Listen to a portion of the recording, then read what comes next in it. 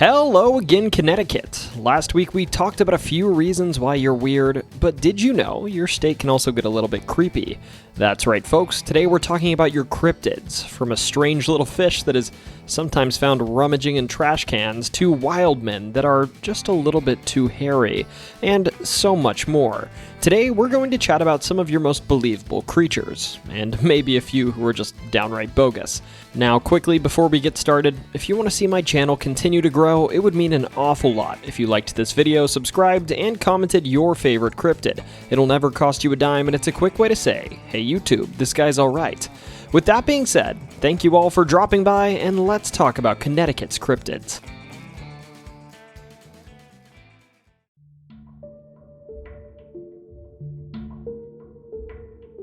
Higganum, Connecticut is a small historic village in the town of Higganum in Connecticut's Middlesex County. My impression of Higganum is that it's sort of a quiet town with rural charm, and its name comes from a Native American word that means tomahawk rock, reflecting its relatively old age and historic native population. This town sits right on the edge of the Connecticut River, which is perhaps appropriate because it has an aquatic cryptid, and one of my favorite types of cryptids that call it home. The sort of creature you'll hunt for, but never catch. A creature they call the Mucket.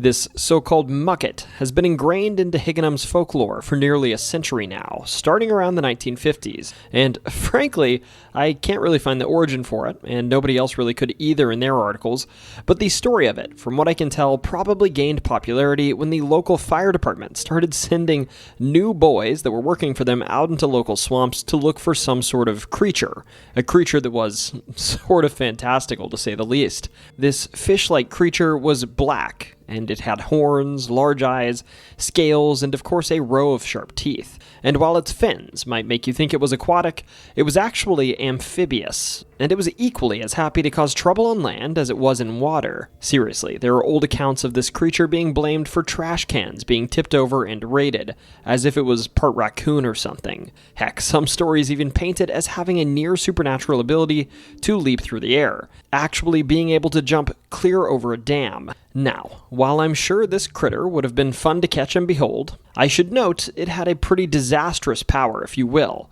In addition to all of its other accolades, if a man, not a woman, just a man, is bitten by a mucket, toxic venom will course through his blood, causing alopecia of all conditions, a condition that's better known as a receding hairline. Regardless of what it was or what it did, though, as I said, the poor rookie firefighters were sent out to the nearby Candlewood Hill Brook, where it lived, to search for it, or in some cases, just to find evidence of it. And my understanding is that through the 1960s, this tradition held firm. But for some reason, it dwindled and was gradually forgotten after that.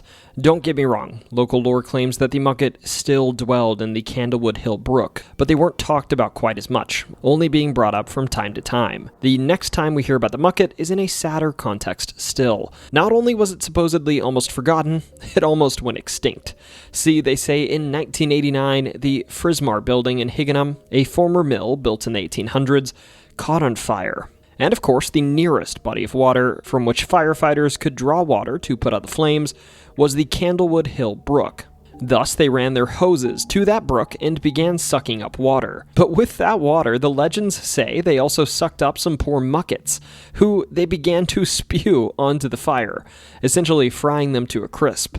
At some point, they actually became aware of what they were doing, but given this fire was threatening their entire town, they just supposedly continued to spew these poor muckets at the home, nearly, they say, wiping out the species on this one evening. It's said that the morning after this, muckets could be found burnt to a crisp all over town, with tails pointed towards the sky. Of course, there's no photos of these muckets lying all over the place, you just have to take their word for it. All of this being said, I can happily report that this didn't, in fact, wipe out these poor creatures. Apparently they're making a comeback, because I found articles from the early 90s claiming that folks would walk by the brook with their kids and scream because they saw a mucket poking its head out of the brook to look at them.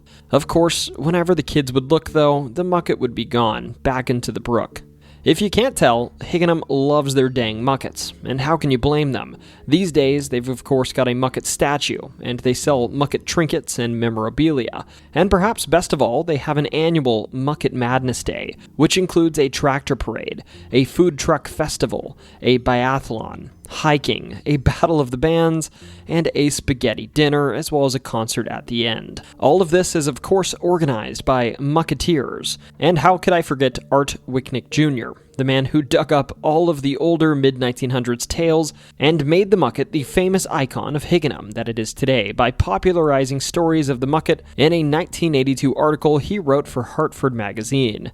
Personally, the mucket gets a 10 out of 10 on the cryptid scale from me, and part of why I love it is because it's absolutely, without question, real. I mean, if you were doubting the authenticity of the mucket, I'm borderline offended. This creature is great, and the whole sending the new guys out back to find it bit reminds me a ton of the snipe hunts we used to send new Boy Scouts on back when I was a kid in Tennessee. 10 out of 10, you should go look for the mucket yourself. Now, I should note, I don't have a proper Sasquatch story to share in this cryptids video, but what I do have is comparable and possibly more interesting. See, something I find interesting in American and European folklore is that around the mid-1900s there was a clear break in how things akin to Bigfoot were described. They went from being men of the woods that were clearly human, but especially hairy, to something more ape-like, less human, more animal. In the case of Connecticut's most famous large hairy bipedal creature, it's older, and therefore falls into the former category. This creature is named the Winsted Wild Man, which I find funny, given most of the accounts of the creature come from the nearby town of Colebrook. But regardless, this creature stirred up the locals in a way that only an 18th century hairy man could. This story begins on August 21st of 1895, on a day that I saw the Colebrook Historical Society speculate may have been a slow news day, if you catch my drift, when the Winsted Herald, the local weekly newspaper, put out an article named The Wild Man. He appears to selectman Riley Smith and scares Riley's bulldog out of a year's growth. This story recounts something interesting. It's sort of self-explanatory based on the title. In it, Riley Smith, a selectman, which is a pretty rare occupation that still exists today, basically an elected official in New England that's responsible for managing a town's day-to-day governance and administrative decisions, it's kind of boring, was in Colebrook for work, and went over to a field and started eating berries from some bushes, while his dog romped around. His bulldog, which the article noted was plucky, which is old-timey speak for courageous, apparently ran over to Mr. Smith, though, scared and whining. Just following this, Mr. Smith would observe a naked man covered in hair, with head hair going down to his neck, bolt from a bush really quickly before disappearing. Mr. Smith was apparently quite bothered by this experience. And this article ended by proposing to locals that if anyone around the Colebrook area perhaps lost a wild hairy man of the woods that was 6 feet in height and wants to find them, they can go up to Colebrook and when near the Lewis place, wander around in the woods and fields and perhaps recover their lost property. I find that last bit, recovering their pet wild man, pretty funny. The next couple of articles about this wild man were simply follow-ups to the first, with the second, dated August 28th of 1895, reiterating the story, and providing further details about the wild man, such as his hair being black, and him having a muscular appearance, as well as being, I quote, remarkably agile, and a man against whom any ordinary man would stand little chance. Which, not to get sidetracked, but that last line reminds me a bit of this ongoing debate about could 100 men beat a gorilla, which, let's be clear, 100 men could absolutely decimate a gorilla or this wild man, but I digress. It then concludes by stating that many men were ready to go hunting for the man, and that for the sake of the farmers and women of the countryside, they ought to. Then, on August 30th, this article was followed by 2 women vacationing from New York City who saw the wild man pass through Winsted, claiming what they saw wasn't a man, but rather a gorilla with, I quote, large white teeth, black hair, a muscular form, standing at a height of about 6 feet. They actually mention here that this, I quote, gorilla had harassed citizens of Norfolk, Connecticut the previous winter, and that it managed to escape a cave they'd chased it into despite them chaining it closed. They also noted that they'd shot this prior gorilla, but it was impervious to birdshot, which is bewildering if true. Admittedly, this detail feels even more fantastical than the rest of this fantastical story. Then about a week later, on September 4th of 1895, another note was made about this wild man. This one bringing a new man named Jim Madra into the story, who was also burying, or eating berries, in the same patch that Mr. Smith was, when he saw the wild man. In this account, Jim actually supposedly took a photo of the wild man, a photo that I couldn't find anywhere. I checked like 6 newspaper archives for the supposed article I read about, and I couldn't come across it, or the photo associated with it. Regardless, there are plenty of articles from this date that weren't published by the Winsted Herald that put forward that this wild man, or possibly a gorilla, literally slept on one Miss Culver's doorstep, and they tracked it from her doorstep into a nearby swamp where they lost track of the footsteps. Also, one Miss Pulver, who is probably the same person as this Miss Culver, who was also from Colebrook, apparently saw the creature near her house, and then heralded a bunch of passengers of a stagecoach asking for the people of Winsted to send a hunting party to catch this wild man. Again, to be clear, I'm pretty sure this Miss Pulver and Culver are the same person, with their actions just described differently and newspapers spelling their name wrong in at least one of the instances. Also on September 4th, another possibility was put forward, that rather than being a, quote, wild man or a gorilla, this wild man may have been a locally well-known insane individual named Arthur Beckwith, an ex-artist who apparently was extremely wealthy. I'm talking to the tune of $500,000 back in the late 1800s. That's a ton of money. But despite this, he opened his own New York-based art studio. That said, this then normal man was driving a pair of fast horses on 7th Avenue, I presume in Colebrook, or maybe in New York City, I'm not sure. The article doesn't say, and he apparently crashed and sustained a head injury, driving him to lose who he'd previously been, and putting him in, I quote, a maniac's cell, where he exhibited unsavory tendencies. Ultimately, in 1890, he would be sent to Litchfield Asylum, but in 1892, while playing pool, he apparently disappeared from the confines of the asylum. Following this, there's quite a bit of a saga involving this poor man being seen everywhere from Florida to Cuba until he was locked up again in Sanford, Connecticut.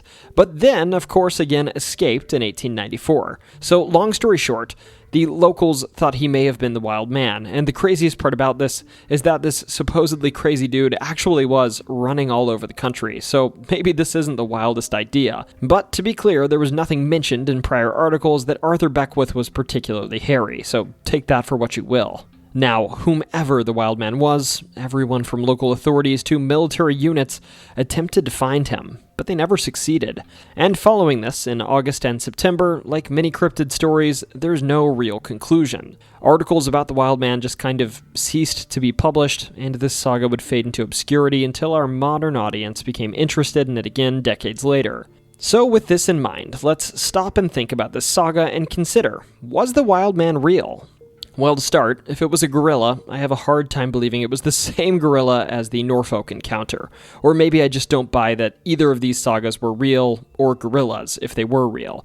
For starters, the first live gorilla, ever known to be in the USA, wouldn't have even been here yet. Before that, the entire American understanding of gorillas was from preserved specimens in museums or illustrations in newspapers. Given gorillas weren't even in zoos yet, though, you really can't convince me they were in the Connecticut countryside. Furthermore, I'm not sure I buy that this was a man, sane or not, romping around the countryside of New England, as whatever this creature was, it was reported time and time again to be very hairy. And as I've said before, I spend a lot of my free time outside of my big boy job and YouTube job in the woods, and sadly, I only have thick swaths of hair on my face and head, with thinner hair on the rest of my body. I don't think I'm becoming something resembling Bigfoot or a gorilla anytime soon. With this in mind, personally, I'm inclined to believe what the Colebrook Historical Society said about this case, that maybe the most likely explanation for the wild man was that it was a slow few weeks for the newspapers one August, and so they invented a, I quote, wild man to pass the time and sell papers.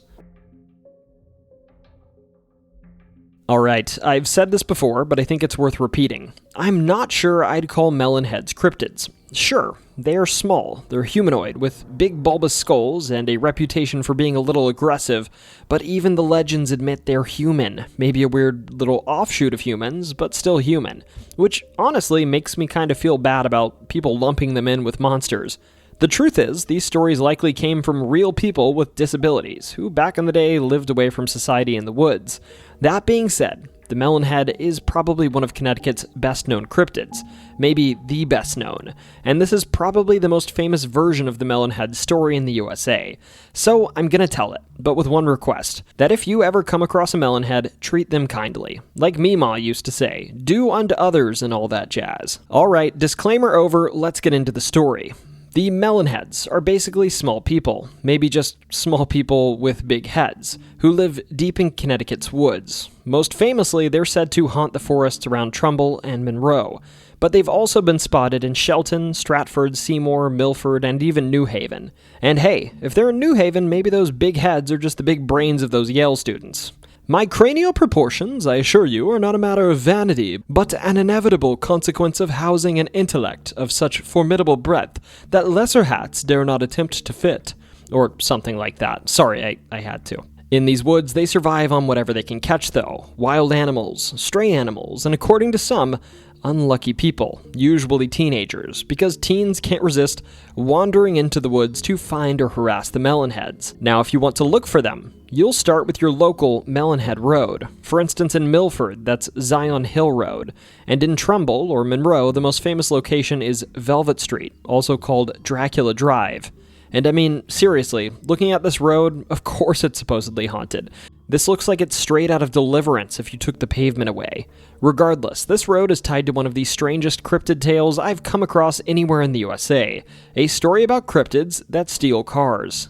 This tale goes back to the 1980s, when a group of Notre Dame high school students named Megan, Sue, Kim, Deb, Jen, and Karen were celebrating their team's football win. After the game, they piled into a blue Ford Granada, owned by one of the girls' grandparents, and looking for a thrill, they purposefully drove down Velvet Street. Now to be clear, this street already had a spooky reputation for, I quote, little people with big heads in the woods, but they figured it was just kind of a local campfire tale. Confidently, they parked and walked into the woods to scare themselves. It was quiet, too quiet, and they were just crunching on leaves until... Slam! The Granada's door shut, an engine roared, and their car drove off. Inside, the lights stayed on just long enough for them to see the thieves. They were child-sized figures with giant heads, and they were laughing maniacally as they sped away. Yes, apparently these Melonheads boost cars. To this day, they say if you're on Dracula Drive and you see an old blue Granada pass you, they say it's time to get out of there because the Melonheads are driving around looking for easy pickings on their road. There's also another version of this story that's actually the prequel to the Melonhead legends. This story says that the Melonheads are descendants of patients from Fairfield Hills Hospital, or another unnamed hospital in Newtown, Connecticut. These patients, they say, escaped when a fire started, perhaps being set by the patients themselves, and they were able to get free, escaping into the nearby woods to live in a small community for decades to come. Depending on who you ask, this happened anywhere from the 1860s to the 1890s. I dug through old newspapers looking for this fire and found zero records of any such fire. But hey, if you know something I don't, let me know. As of now, I'm not sure if there's any folkloric origin to this story or if it's just fully made up. Now, of course, as for explanations, most folks claim that this is just a classic spooky story told to keep kids off of a well-known lover's lane.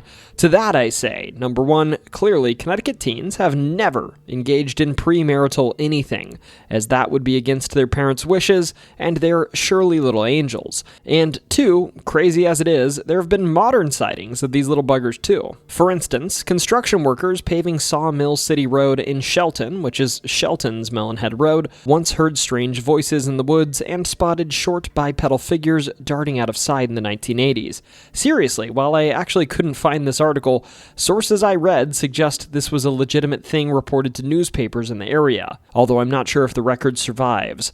Additionally, in the early 2000s, there were reports from a biologist in the area surveying trees with a fungal infection that said as they approached one of the trees to survey it, they saw I quote, humanoid figure with a large head run away from behind the tree. Now, as a scientist myself, I can confidently tell you we never make mistakes or misidentify anything. So clearly, this biologist saw a melon head. Or maybe it was a naked short person enjoying the cool breeze in the forest on their woohoos. Hey, no hate if that was you and that's what you were up to. I get it. Also, this sort of bleeds into another urban legend, but I saw whispers during my research that rather than melon heads, from time to time, specifically in Danbury, Connecticut, these melon heads were referred to as frog people. Though in these stories, the, I quote, frog people were less reclusive and more painted as real people with strange, misshapen heads that you'd see from time to time. Less cryptid and more something akin to the very real blue people of Kentucky. Regardless, there's essentially no explanation or verifiable documentation surrounding these frog people, and they don't seem to dwell in any forest or anything. They're just kind of people that look weird. Anyways, now it's your turn. Let me know. Have you been to one of these melonhead roads? If so, please let me know and send me a picture of something if you've run into something strange out there. Alright, this next one is one of those stories that, if you search it on Google, there will only be 2 pages for it. It's scarcely documented. That said, it's also really unique, and it tells a fun, if brief, story about something you don't hear about often. A man that didn't only claim to see a mermaid, but one that claimed to catch one.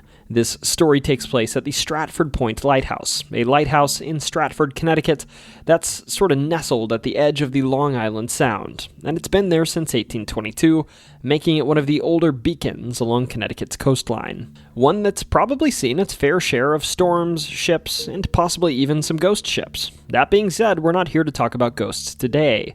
The date of this story is July 4th of 1915, and for the last 35 years or so, this place was stewarded by a man named Theodore Judson, or Theed as the locals called him. Now, if you know your old-timey lighthouse keepers, you'll know that these men of the sea, no, I'm not saying that the other way around, weren't exactly reliable characters. And even though Theed stewarded a lighthouse that was on the mainland, he was still susceptible to going a bit crazy and seeing things, like those that tended to lighthouses further afield. For instance, in 1886, Theed reported that he saw a sea serpent that was 200 feet high with green whiskers, and many other times he claimed that mermaids and mermen would swim around in the vicinity of the lighthouse. Again, a mainland lighthouse that many people also saw the coast near, yet Theed was the only one reporting mermaids. On July 4th of 1915, Theed, the lighthouse keeper, would tell a newspaper of a mermaid encounter he had. In this story, Theed said he was working the lighthouse when suddenly he heard a beautiful voice singing from closer to the coast. He immediately quit what he was doing and looked out to see a mermaid, he says, sitting on one of the rocks that lined the coast. She was apparently brushing her beautiful golden hair. Of course, this man Theed couldn't be normal. He couldn't let this beautiful and mesmerizing creature just simply go about its life in peace. No, Theed said he had to capture it. Therefore, he would slowly and quietly inch his way towards the mermaid, noting that as he did so, he hid behind some rocks that still dot this coast today, going unnoticed. After a bit of this, Theed was basically as close as he could get, and he leapt at the mermaid, grabbing her by her half-fish, half-woman waist. But the thing is, this merwoman put up a good fight. She first slapped him upside the head with her brush, and next she walloped him with her tail in the chin.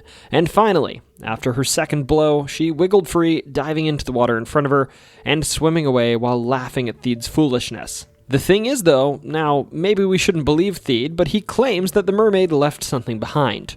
Her hairbrush. And this was the proof he presented to the newsprint. A hairbrush with an oyster shell on its back. Alrighty then, Theed, whatever you say. So anyways, that's the story of Theed and his fabled mermaid. What do you think?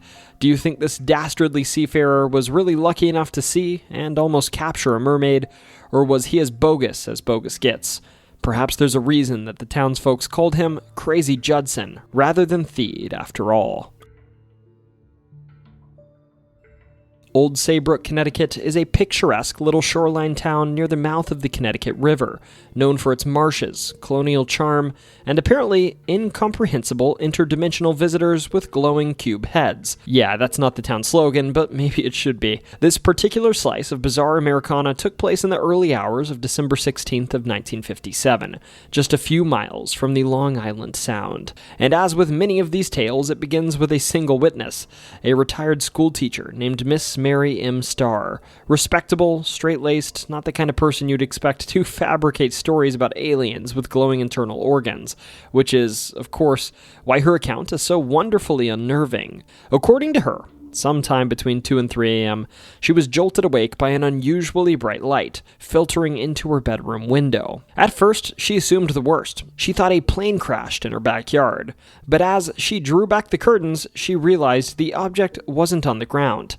It was hovering above her clothesline. She then described a large, dark craft somewhere between 20 and 30 feet long with big square windows.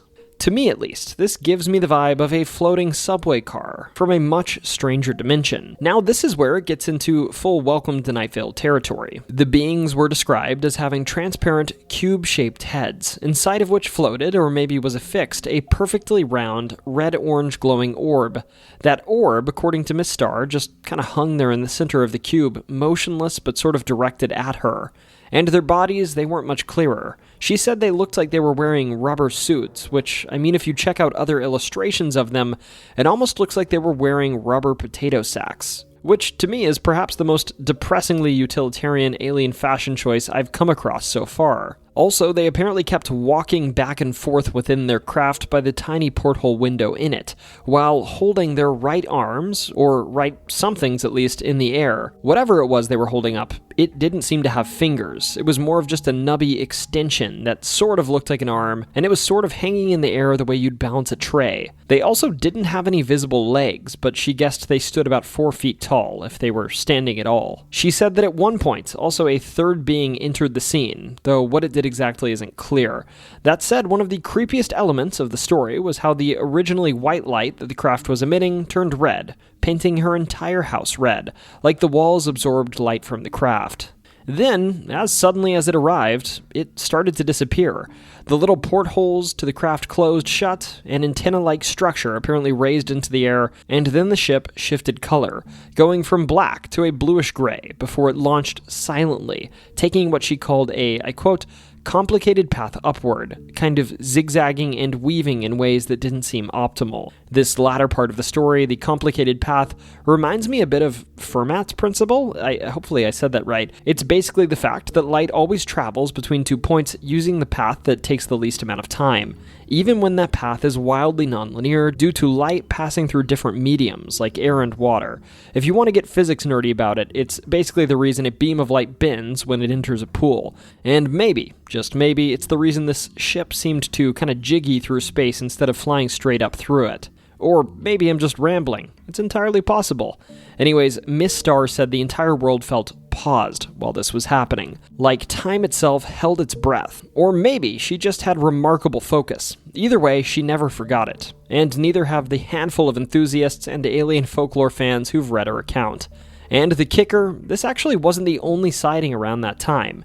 In the weeks and years before her encounter, there were numerous reports of strange red-colored lights seen over the nearby Saybrook Marsh, nearly 40 separate sightings, all red in color, but different shapes. Some were discs, others were more abstract. Their only real common trait was that they all moved at speeds that were considered impossible for the time. Regardless, this one was the only sighting made public that involved anything resembling a creature.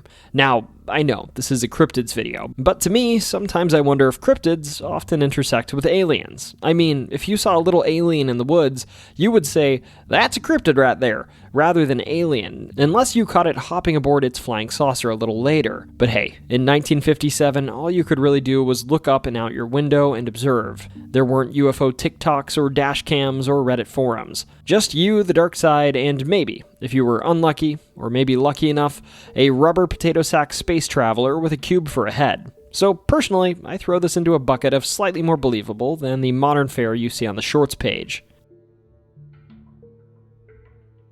While the bread and butter of American folklore is often comprised of tales that originated in the last 100 or 200 years, I think it's a common sentiment to think that the most interesting folklore is that of the native people of the Americas that have thousands of years of belief and stories to back them up. It's in this light that I think the Makiawisug deserves a mention as a notable cryptid in Connecticut. The Makiawisug are another variety of native little people, this time those of the Mohegan people. Yes, the same ones that are known for the Mohegan Sun Casino. These little people supposedly lived in the rocks of Mohegan Hill, kind of around modern-day Uncasville, and they're said to predate even the natives of North America. These little people are dense, bulky, and born from, I quote, stone of the earth. In description, they are good spirits, rather than the mischievous little people we usually chat about. They stand at about 2 feet in height, and they're sort of led by Granny Squannet, a figure that's essentially a powerful magician married to their cultural hero, Mashop. We've talked about these two before on my video on Massachusetts cryptids. There's a caveat with these little folks' kindness, though, that they must be treated with respect. As such, when the whippoorwill calls out at night, it's a signal that the little people have entered our world, and thus natives would leave behind baskets of food that were filled for them with corn cakes, berries, and sometimes even meat. These little folks could then sometimes be seen gathering these gifts in their tiny moccasin flower shoes. Perhaps this is what they're named for, with Makiawisug directly translating to whippoorwill moccasins. That being said, it's not all rainbows and sunshine with these little folk. They can also mess your day up if you don't respect them.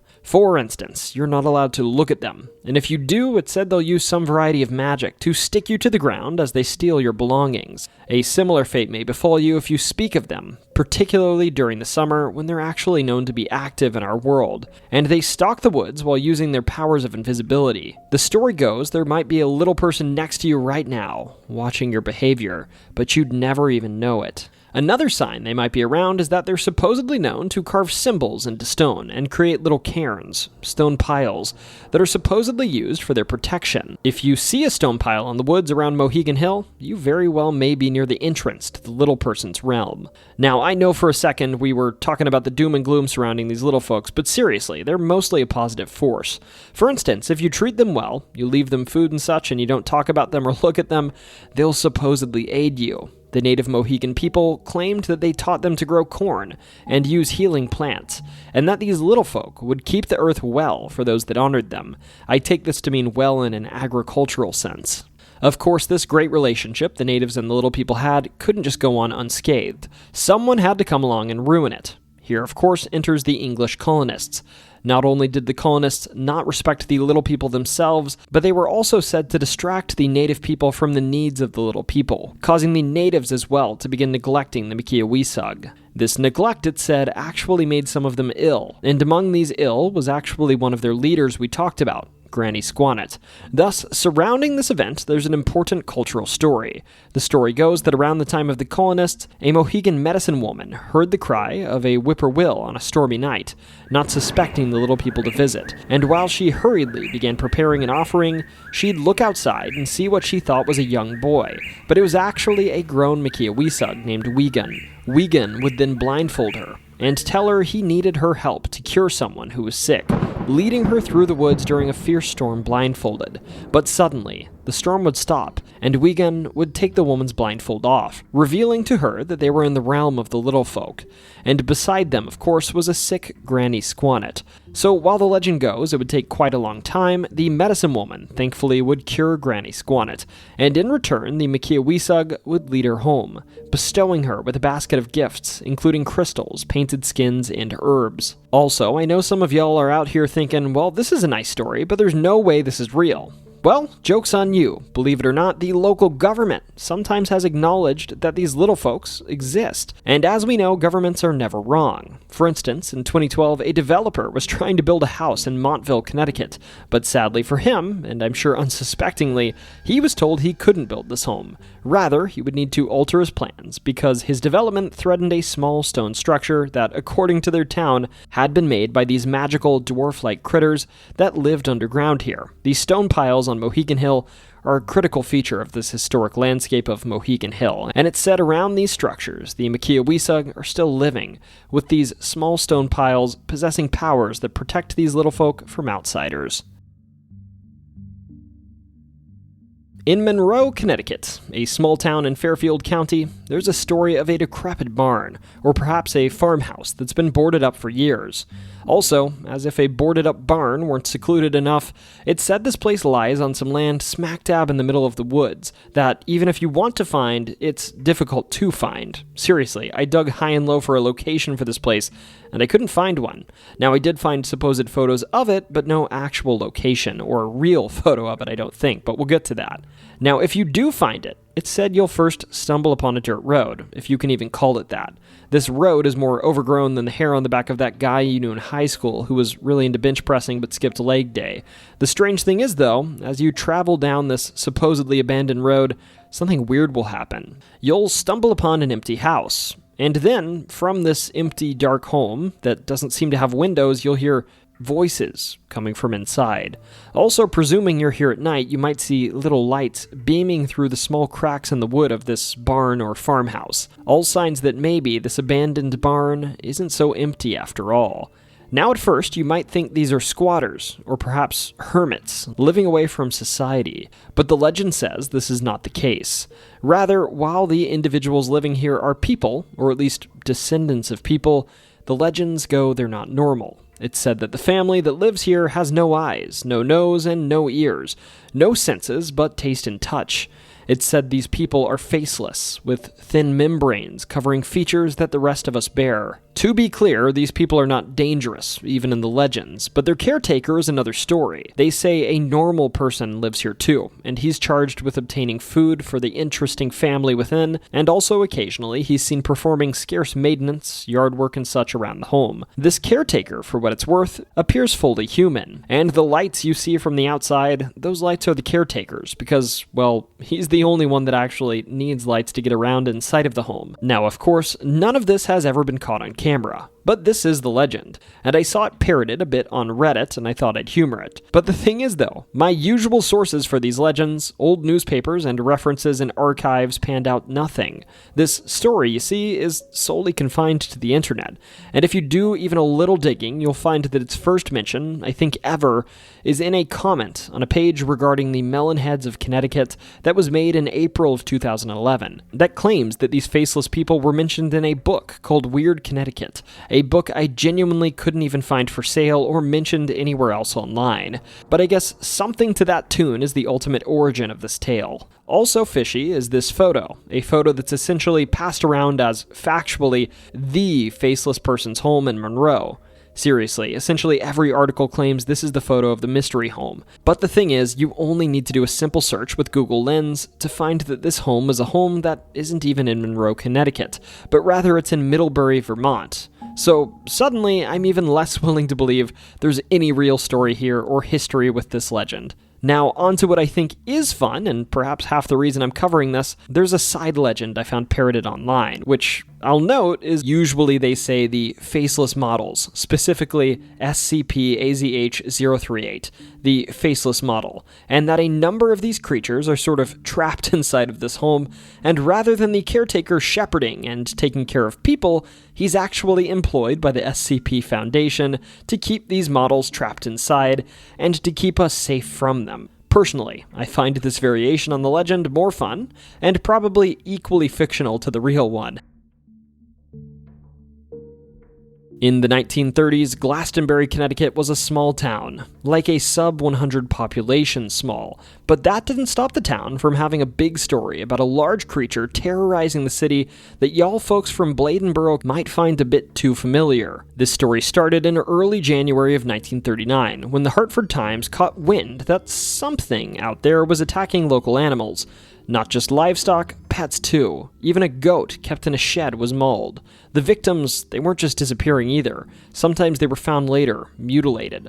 The Hartford Times, of course, ran a short warning about something terrorizing farms, and that probably should have been the end of it. Seriously, from what I can tell at this point, there was nothing especially remarkable about this event, and I even found a similar report published a few years earlier. But the thing is, news must have been slow, and their rival, the Hartford Courant, upon reading the story, decided to pick it up and put their own spin on it. Now, as a preface, this saga saga started earlier than the first article that I was able to physically dig up. And in this article, they essentially sensationalized the creature, claiming it was an incredibly deadly, and it was possibly large, lumbering at over 200 pounds, and it might have been half calf in the front and half dog in the back. I can't wait to hear the Nicki Minaj song about that rear end. Eventually, this strange creature that folks claimed could do everything from wipe your memory by looking you in the eye to rip you apart got a name too. The Hartford Courant, of course, informed a local radio broadcaster, Lowell Thomas, that a Connecticut scientist observed and then named this creature, the Glawackus, lending it more credence. But folks got a bit fishy about this one fast, and pretty soon the Hartford Courant admitted that this scientist was actually Frank King, the Courant's assistant state editor. The name Glawackus, he explained, was a mashup of Glastonbury, wacky, and then he ended it with us, I quote, to sound Latin. They also wrote article after article about massive hunts for this hairy beast, its odd tendencies, and its loud, shrill cries that echoed through the night. In terms of the first article I came across when searching for articles about this beast, it was published on January 18th of 1939. Again, this isn't the first article, it's the first one I could actually find on archives. This was an article with the baffling title, Guffaws of Glastonbury Glawackus Greet Gloomy Gang of Gunners. In this newsprint, they described the Glawackus as still on the loose, having evaded 2 hunts already, before describing it as half dog, half cat, and saying it might be a strange-looking mountain lion. On this day, searches were carried out on Buckingham Mountain, Rattlesnake Mountain, and around Diamond Lake, but they found no tracks, no fur, no nothing. And then the hunters basically threw in the towel, saying they weren't going to hunt again until there was a real sign of the creature. My impression, though, is that on this day, and some prior days, the hunts, while a bit sensationalized in newspapers, were absolutely real. People were actually out looking for the Glawackus. There was plenty of ridiculousness later, too. For instance, on January 19th of 1939, someone claimed they bagged the Glawackus with an arrow, but the article claimed that it turned out it was just a side-hill gouger, a mythical creature with legs shorter on one side than the other. Funny enough, this is another fearsome critter that we talked about during our video on Vermont's cryptids a few weeks back. I find it pretty fun that in one tale of a joke cryptid, they inserted another joke cryptid. That being said, I gotta doubt this one, because we all know side-hill gougers are only native to Vermont's Mount Mansfield. The next day, funny enough, on January 20th, the Courant, in a totally separate article, mentioned that perhaps Glastonbury should be set aside as a Glawackus preserve. Then on January 21st, there was a report that George Hutchinson of Hebron Avenue lost a goat to the creature, a goat that was inside of his shed. So in short, whatever this creature was, broke into the shed or barn to attack the goat.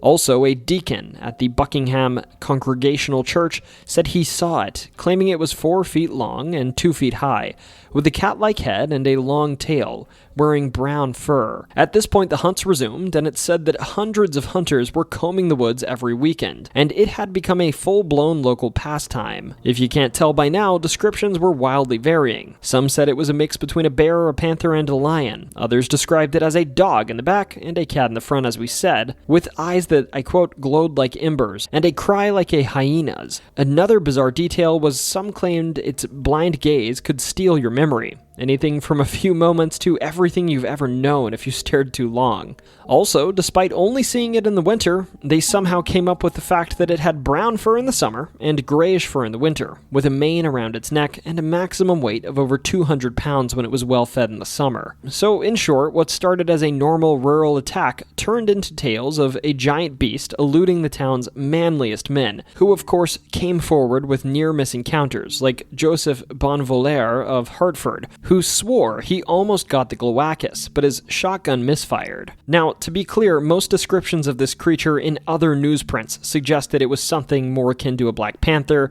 and some even suggested it escaped from a zoo or a carnival. The Hartford Courant, I should note, was the only newsprint that was sensationalizing this creature to the degree that we just described. The Courant even published a sighting map and speculated about the creature's travel route, which just fueled more hunts too. People were even reporting in the area where they published this map to hear screaming at night that most thought was coming from this creature. And down the line, it even got silly. For instance, on January 24th, a Courant article titled Glawackus Lost Until He Saw Map gives exclusive interview and then wags tail claimed to be an interview with the creature, where the Glawackus talked and everything.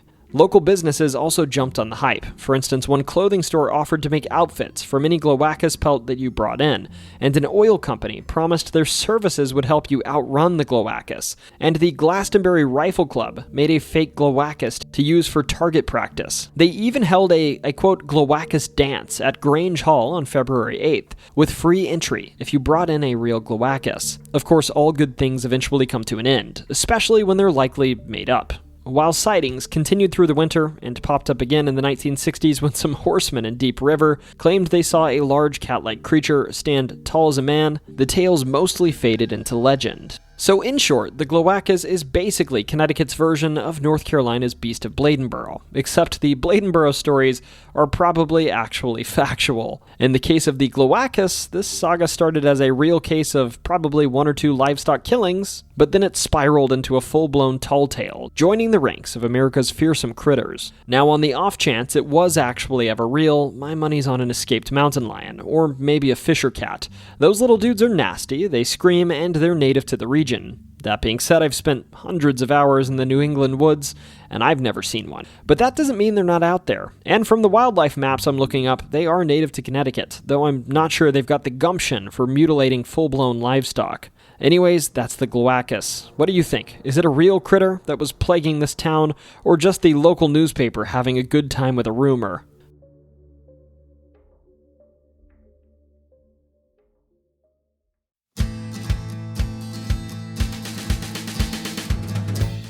Folks, thank you so much for watching this compilation of your strangest critters. Let me know, are you happy we're covering weird creatures again?